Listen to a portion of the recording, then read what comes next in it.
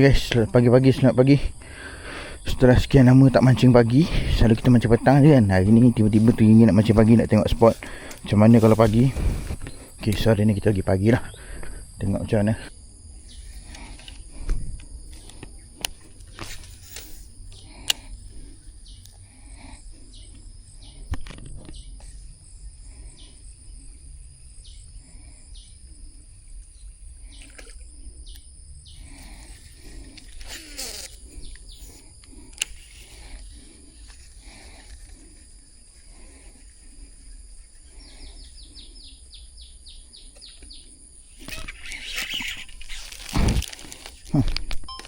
Rumput celaka. Kau tidak kena dah tu. Apa benda ni? Aduh, serabut lah aku. Ambil kau. Jangan kan bihun. Tak kena. Lucutron.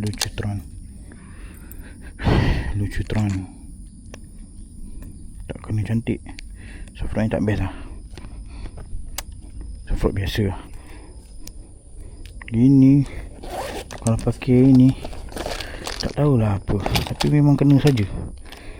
Ni pakai ringan sikit air ni. Ini mesti best. Tempat berkecik. Ini pun sama. Ini kalau kena mesti kena naik. Confirm.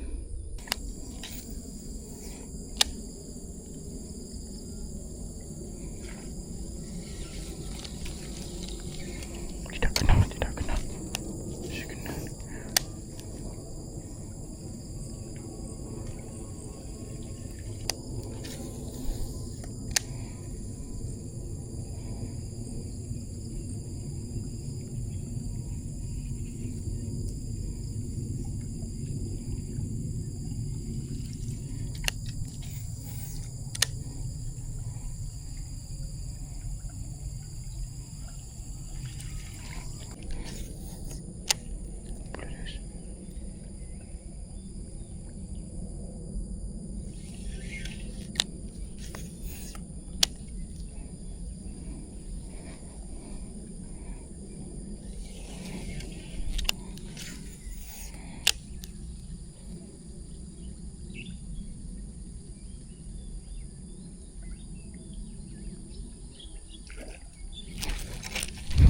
Nasib baik kau tak makan elok.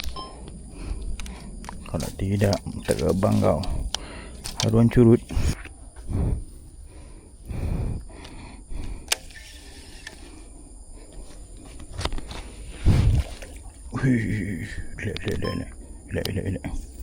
Elak. Belum.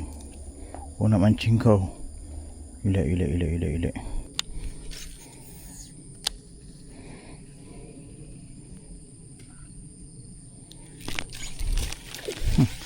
Mamam.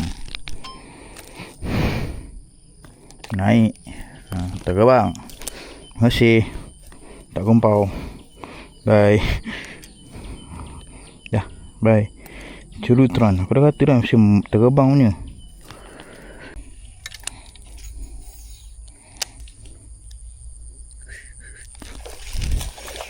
Oi. Jatuh. Suap. Lucut. Jatuh, suap, lucut. Itulah kejadian dia. Kejadiannya begitu cepat. Besarnya biawak. Ui, besarnya. Besarnya. Macam buaya. Banyak tau. 2, 3, 4.